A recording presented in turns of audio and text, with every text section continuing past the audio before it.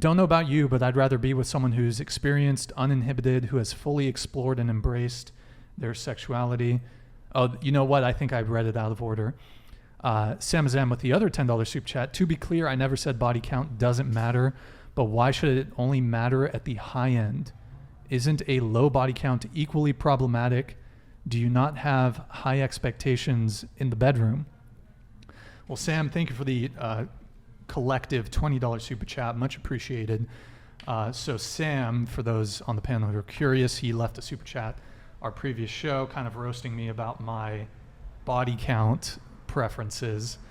And I don't want to get too into it just because we've covered it, I think, almost every single show. It just happens to be the case that it comes up.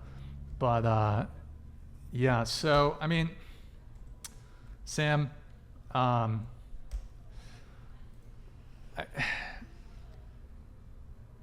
why should it only matter at the high end?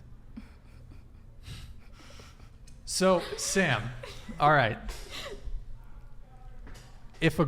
For me, I don't know if you like to take, and I'm not saying this to insult you, I don't know if you're more submissive and you like women to take the lead in bed, but I know what I'm doing, and I could take a girl who's, I'm trying to paint this as in as generous of a sense as possible, but like, I can lead, so I could take someone who's inexperienced and it can still be great sex for me.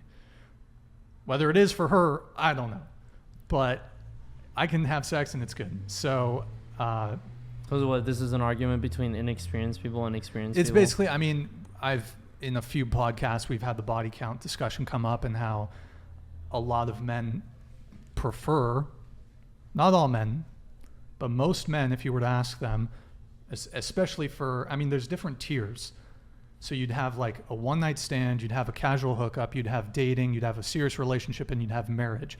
I think as you continue to go up those tiers, men are going to be more and more selective when it comes to a woman's body count. So if you just want to have a one night stand with a girl, you're probably going to care a bit less. I think guys would still have a preference for someone who's just doesn't have a huge body count. But as you keep going up, you get into long-term relationship marriage area, then guys are going to value sexual purity for those sorts of relationships. Not all men, but I think most men. Most men aren't going to be honest about it though, but that's the thing. So high expectations in the bedroom. I don't know what kind of like acrobatic shit you're doing, dude. Like, I mean, if you want to be more dominant and you lead, like you can get a girl on your program. So, I mean, I want to open it up to the panel. Actually, let me finish off here. And I'm going to pull up your other one here. So he'd rather have someone who's experienced, uninhibited, who has fully explored and embraced their sexuality. So Sam, I mean, my question to you is, where do you draw the line? Because in your previous super chat from last week that you stated that you and your friends, you don't care. You don't care what a woman's body count is. And that's fine. If that's true, that's fine. But you're telling me that you date a woman who slept with 200 men? I mean, I think a lot of guys would take quarrel with that.